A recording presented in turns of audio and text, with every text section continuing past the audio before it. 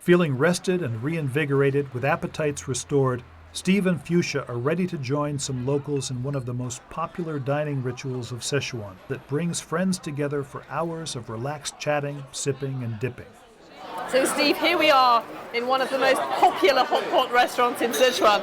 It's really hopping at this time in the evening, completely full of people queuing outside.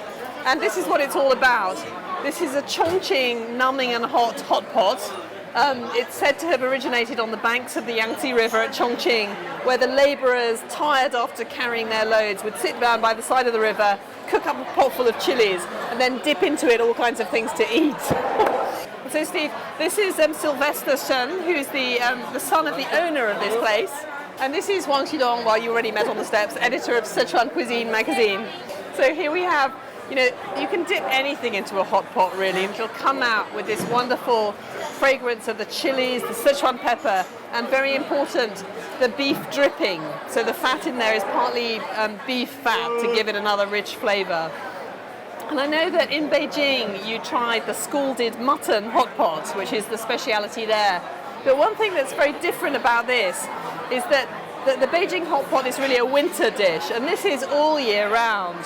Because according to Chinese tradition and Chinese medicinal law, because the climate of the Sichuan basin is so very humid and muggy, you have to eat the right kind of foods to drive out all that unhealthy dampness and restore the equilibrium of the body. So this means lots of chilies and Sichuan pepper. So here we have raw mutton with a bit good streaking of fat in there too, so we can cook it in that in the broth. This is maodu, niu maodu. This is ox tripe, beef tripe. This is the kind of classic old-fashioned labourer's favourite. And it doesn't have much taste, but it has that lovely crisp, cui, crunchy mouthfeel we've been talking about. We've also got these shrimp balls in there, which will be delicious, cooked in the broth. Fish balls here. And this is goose intestines, which again, one of these foods that have really just about the texture, and they have this lovely, slippery, crunchy feel in the mouth. So here we have some very thin slices of that lettuce root, lotus root, which has a wonderful crisp, crystalline texture. And this is bean curd, tofu skin.